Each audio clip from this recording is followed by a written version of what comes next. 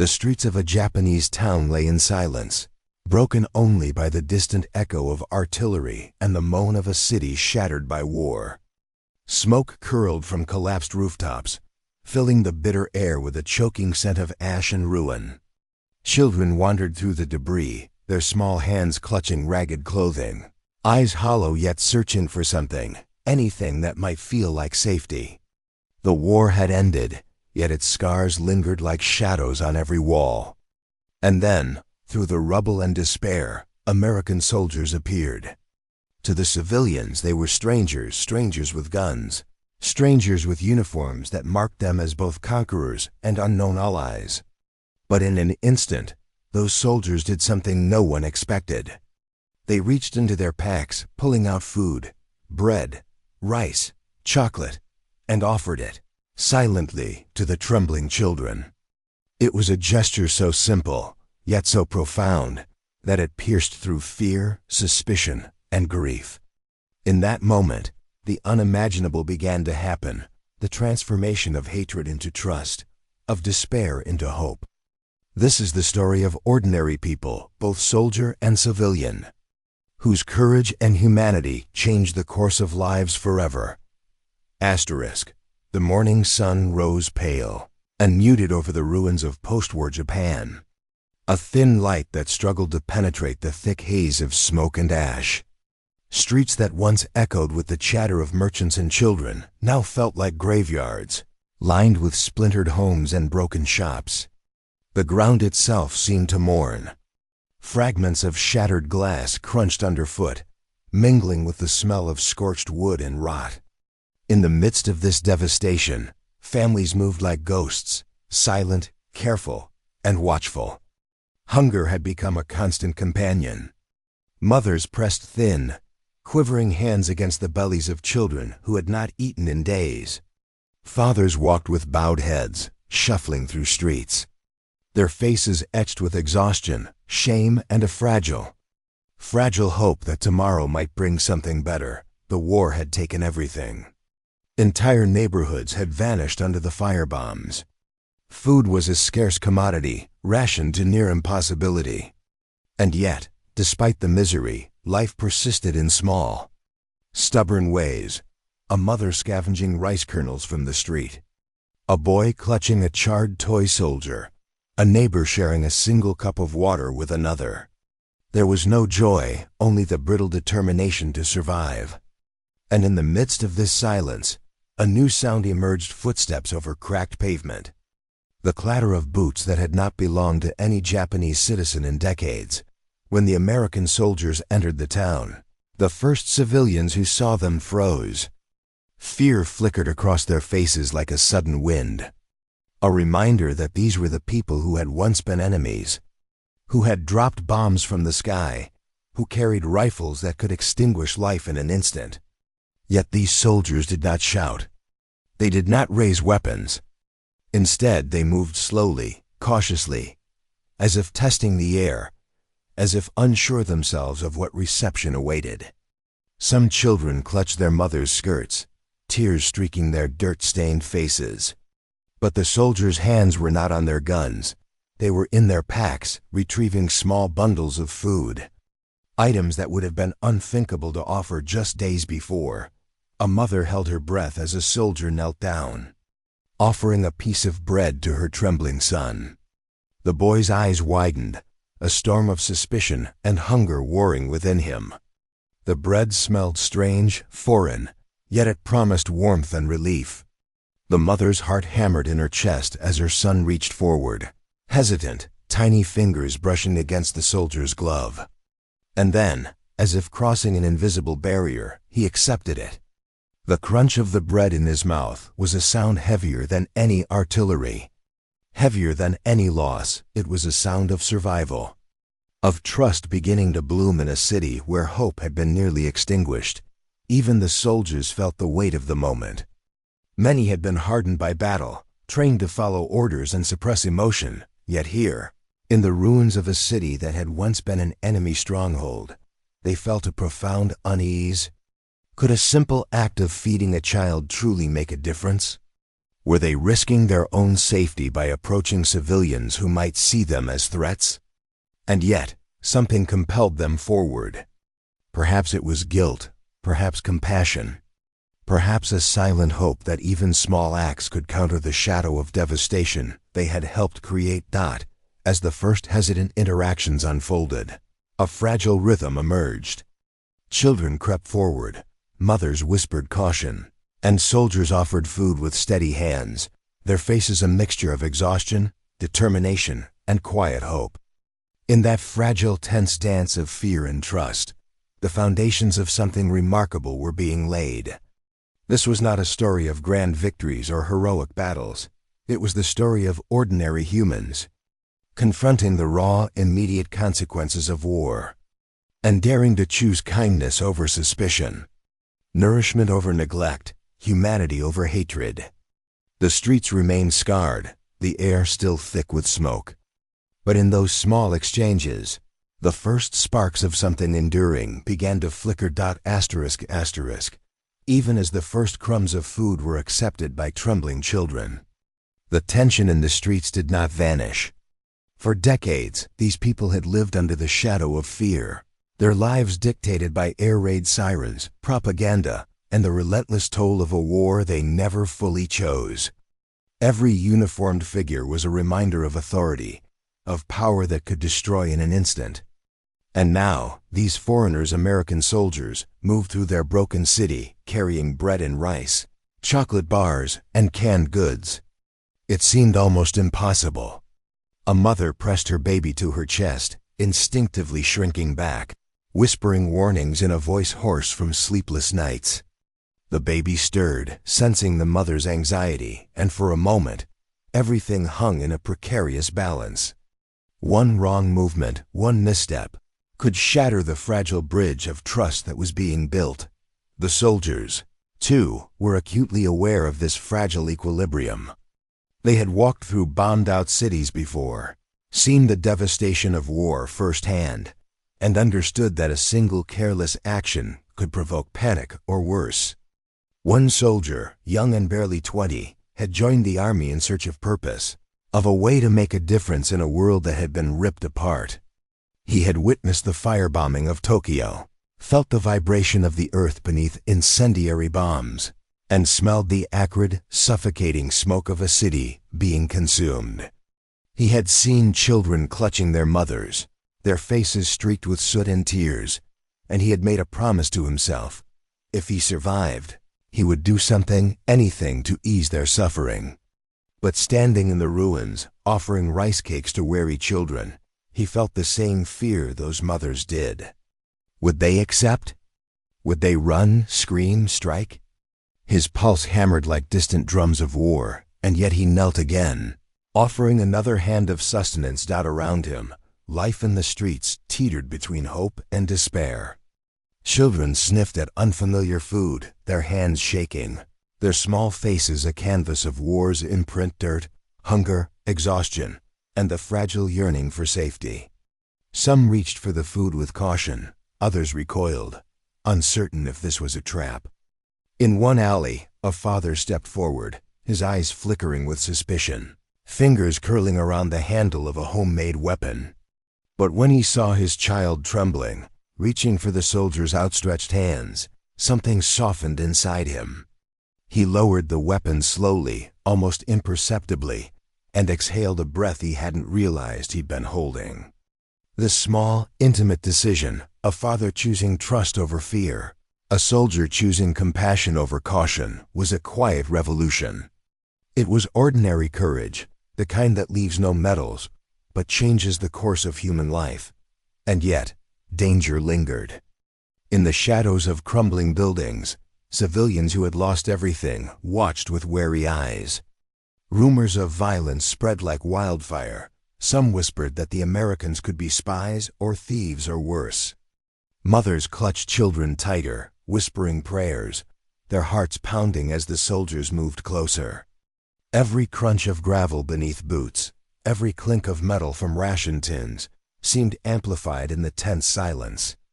And the soldiers themselves had to contend with memories they could not erase, the screams of their own comrades, the smoke-filled corridors of captured towns, the dead and dying lying motionless amid the rubble. Each step forward was an act of bravery not recorded in any history book, but written instead in the trembling smiles of a child who finally took a bite of bread. In the soft exhale of relief from a mother who dared to hope, the scene became almost ritualistic. Soldiers knelt, offered food, and retreated slightly, giving space. Children crept forward, mothers whispered encouragement, fathers observed from a distance, skeptical but watchful. And slowly, almost imperceptibly, the rhythm of trust began to take hold. The air, heavy with smoke and sorrow, carried a new scent, faint but unmistakable: hope. It was not triumphant or boastful, but delicate, fragile, like the first shoots of green in spring after a long, harsh winter. The soldiers could see it in the children's eyes, in the hesitant smiles of parents, in the careful gestures of people who had almost forgotten the possibility of kindness. In those moments, each soldier faced a private battle. They were not icons of heroism. They were ordinary men, with fears, regrets, and the weight of responsibility pressing down like the relentless sun. Could a handful of food truly make a difference? Would these people ever see them as more than occupiers, more than the instruments of destruction? Could they forgive what had happened to their city, to their homes, to their families? Yet, with every cautious acceptance of a meal, every trembling hand that reached for sustenance, the answer began to emerge. Small gestures could heal small wounds, and small acts of bravery could spark something much larger, a chain reaction of humanity that neither uniform nor language could contain. And the civilians, too, grappled with an internal struggle. Generations had been raised to fear, to obey, to survive at all costs. Yet here, amid the ashes of their former lives, they found themselves making choices that defied instinct, allowing strangers into their presence, permitting their children to receive gifts from former enemies, daring to trust when all of history had taught them caution. One mother, holding a tiny rice ball in her hand, felt tears prick her eyes, not for the food, but for the courage it took to accept it. Every bite her child took was a small victory, not just over hunger, but over the lingering shadow of war. It was an unspoken acknowledgement that humanity could endure, even in the most fractured and fearful of hearts. By the afternoon, the streets had transformed in subtle, yet undeniable ways. The fearful silence had been replaced by cautious whispers. Children laughed softly as they nibbled on bread, their voices tentative but real. Soldiers offered more, their movements deliberate, careful, and infused with empathy. And somewhere deep inside, both civilian and soldier began to sense that the war had not ended with guns and bombs alone, that it could also end with understanding, with mercy, with the courage to reach across fear and extend a hand. In a world defined by destruction, these ordinary people, fathers, mothers, children, and soldiers, had discovered something extraordinary: the power of simple, intentional kindness to ignite hope in the darkest of times. By the late afternoon, the streets of the town had transformed into a strange theater of human resilience. Shadows stretched across the rubble like dark fingers reaching into the cracks of broken walls. Yet within those shadows, life stirred cautiously.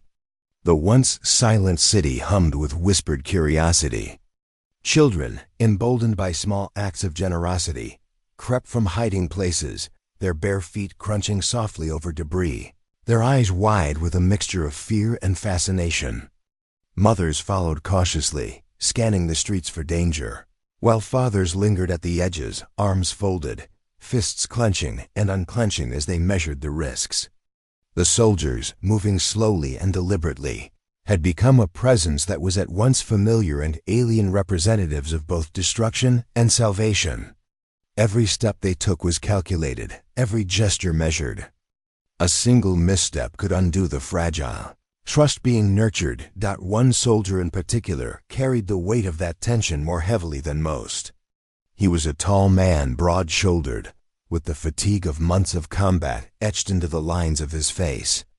He had arrived in Japan carrying the memories of battles in distant islands, of men he had lost, of towns burned by firebombs he had helped drop. For weeks, he had wrestled with an gnawing sense of guilt. Could kindness at this stage, in this fractured city, ever atone for the destruction he had witnessed, or even participated in? And yet, as he knelt beside a small boy who stared at a chocolate bar as though it were a treasure, he felt a stir of something he had long thought impossible: hope. The boy's fingers, trembling with both hunger and caution, brushed against the soldier's hand. The soldier held his breath. The world seemed to stop. And in that fragile, silent moment, he realized that courage was not always explosive or heroic. Sometimes courage was kneeling in the dirt, offering a small piece of chocolate to a child who had known nothing but war. Across the street, a young mother clutched her daughter close. She had lost her husband months earlier, swallowed by a war she could not control, and had survived by sheer instinct. Every gesture by the soldiers challenged her deepest instincts, those hard-won lessons of fear, of self-preservation that had kept her alive for so long. Yet, watching the child reach tentatively for a small bundle of rice offered by an American hand, something shifted inside her. Her mind screamed caution, but her heart whispered differently. With a trembling sigh, she let her daughter move closer. She watched, her throat tight with anxiety, as the little girl took the rice, held it in her hands as though it were more precious than gold, and took her first bite. Relief, gratitude, and sorrow collided in the mother's eyes. The child had survived. She had trusted. And in doing so, she had begun to reclaim a piece of humanity, stolen by the chaos of war. The soldiers themselves were tested in ways that no training could prepare them for. They had been taught to fight, to follow orders, to suppress emotion in the face of danger. But now, the danger was not in enemy combatants, but in human fragility, in the delicate act of trust between broken strangers. One soldier noticed an elderly man watching from the corner of a collapsed building, his face a mask of suspicion and sorrow. The soldier approached slowly, holding a tin of rice in his hands. The man's gaze narrowed, and for a heartbeat, the soldier feared a gesture of anger, of violence. But instead, the man stepped forward, shaking, his hand hovering above the offering. The soldier waited. Every muscle in his body tensed. And then, with a slow, deliberate motion, the elderly man accepted the rice, nodding slightly. The exchange was silent, but it spoke volumes of resilience, of cautious faith, of the quiet bravery of ordinary people confronting the unknown. Even as these moments unfolded, the city itself seemed to breathe differently. The ruins that had once been suffocating now seemed to hold space for possibility. Smoke still curled from the debris, the air still carried the acrid scent of destruction, and the scars of fire and bomb craters were everywhere. Yet in the eyes of children laughing softly as they nibbled on food, in the careful nods of parents allowing strangers into their midst, there was a recognition that life could endure, that kindness could exist even in the shadows of horror. The soldiers felt it too, the weight of history pressing against their chests, the enormity of what they were witnessing. They were not heroes in the traditional sense. They were men who had survived war, who now had the courage to extend hands where once they had clenched fists. The interactions, however, were not without tension.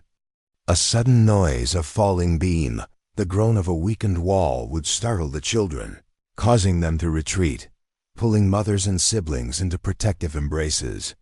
Soldiers would tense, scanning the streets, guns instinctively raised before they reminded themselves that these were not combatants, but civilians, fragile survivors.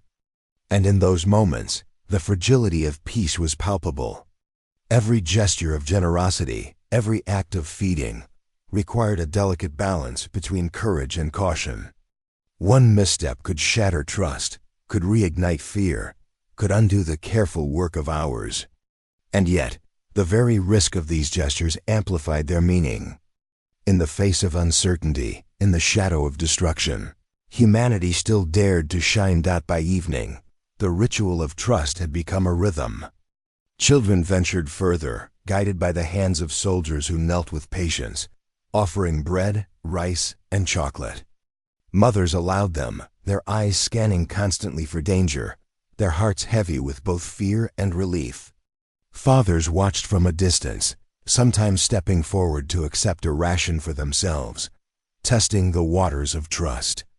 And the soldiers moved like ghosts through the debris, aware that every small act of kindness could ripple through generations, could plant the seeds of healing in a city that had known only loss.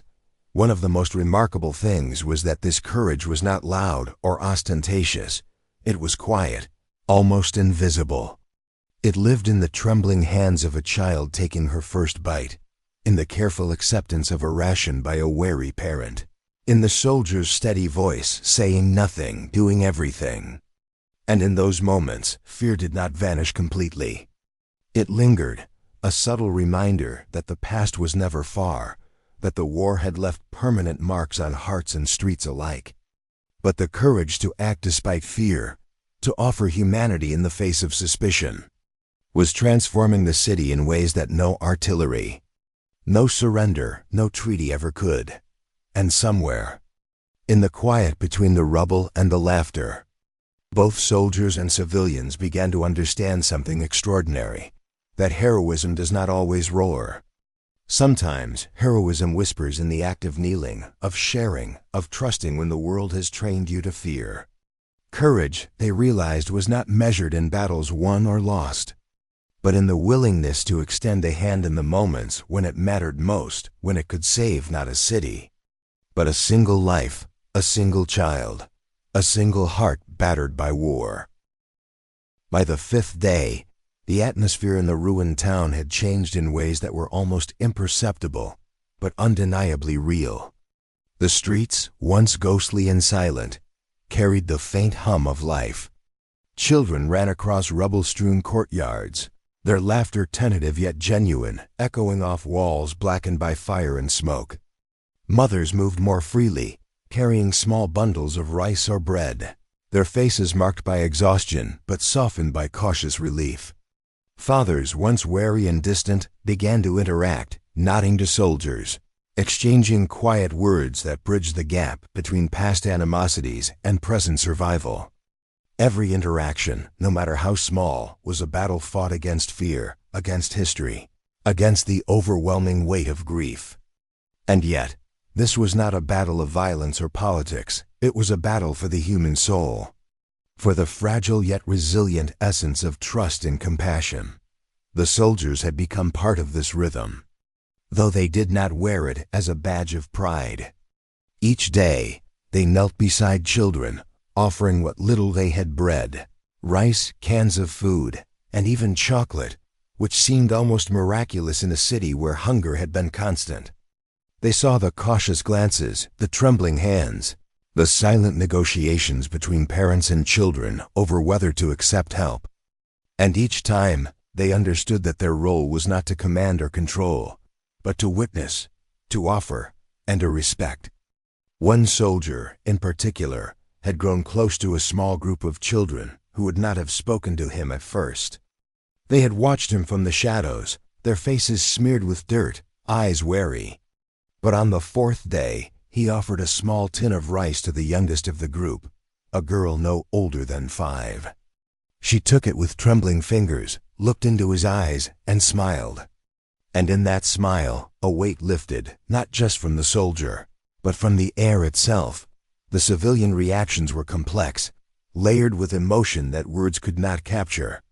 A mother who had initially recoiled at the soldier's presence now watched her children share portions of bread with neighbors, their laughter like a fragile rebirth. Fathers, too, began to soften, offering small nods of acknowledgement, tentative gestures of gratitude. Even those who remained distant could not ignore the subtle change in the streets, in the very rhythm of life. Something extraordinary had begun to take root, a shared understanding that despite the horrors of war, despite the immense losses, the essence of humanity could endure. Trust, once broken, could be rebuilt in the simplest acts. Courage, once dormant, could manifest in ways no uniform or gun could dictate. There were moments of tension, of course. Rumors still circulated that Americans were invaders, that their intentions could not be trusted. A misstep, a careless word, or the wrong movement could reignite fear in an instant. One afternoon, a young boy tripped over rubble and fell near a soldier's boots. The boy's scream shattered the fragile calm. Parents rushed forward, instinctively defensive. The soldier froze, heart pounding, unsure whether to protect, to retreat, or to comfort. Slowly, carefully, he reached out, helping the boy to his feet, offering a gentle smile and a soft word. The tension dissolved, replaced by a collective exhale, a reminder that courage was not the absence of fear, but the decision to act despite it. And in this fragile space, the city transformed. Not through grand gestures, not through politics or treaties, but through countless small acts repeated over days. A child accepting bread, a soldier kneeling to meet eyes, a mother daring to hope again. By the end of the week, the town was no longer just a landscape of rubble and ashes. It had become a testament to human resilience. A living reminder that even in the aftermath of unimaginable devastation, empathy could bridge the widest divides. Children played openly in the streets, soldiers walked among them without weapons raised, and parents began to share what they had scavenged, teaching their children that generosity was not weakness, but courage. What these ordinary people, both soldiers and civilians, accomplished was extraordinary, not because of fame or recognition, but because it demonstrated a truth often forgotten in the shadow of war, that survival alone is not enough. That humanity is preserved through compassion, trust, and the willingness to extend oneself to others. One soldier, exhausted, sat on a ruined wall at sunset, watching children chase each other across a courtyard once scarred by firebombs. His chest ached not from fatigue, but from the profound realization that they had done something meaningful. They had not conquered the city. They had nurtured its soul. And in that quiet triumph, he understood that heroism is often invisible, found not in headlines or medals, but in the smallest acts of courage, in the willingness to offer food, comfort, and presence when the world seems unrelenting in its cruelty. The civilians, too, sensed a transformation. Trust, once fragile and fleeting, had begun to take root. Mothers allowed their children to reach for soldiers' hands, and fathers nodded silently as neighbors shared the little they had scavenged. It was not a full reconciliation with the past. No gesture could erase years of fear and loss, but it was a beginning. And in that beginning, there was hope, raw and unadorned. These moments became more than survival. They became a testament to the enduring power of ordinary humans to choose courage over fear, compassion over suspicion, and connection over isolation. As the sun dipped below the horizon, painting the sky in streaks of orange and crimson, the soldiers prepared to move on to the next town, the next community that had been scarred by war. Children waved, mothers whispered quiet farewells, and fathers, still cautious but now touched by gratitude, nodded silently. It was a scene imbued with both sorrow and hope, the sorrow of knowing the war's scars would never fully heal, and the hope that humanity, even in the smallest gestures, could rise again. In the quiet aftermath, both civilians and soldiers understood something profound, that heroism does not always roar. It whispers in small, deliberate acts of kindness. That courage is not always found on the battlefield, but in choosing trust when fear commands retreat. That even ordinary people, in moments of quiet bravery, can change the course of lives, communities, and history itself. And in that quiet triumph, the ruined city, the children, and the soldiers bore witness to a truth eternal, that the heart of humanity is measured not by the power to destroy, but by the courage to nurture, to protect, and to feed hope even amid ashes. ***.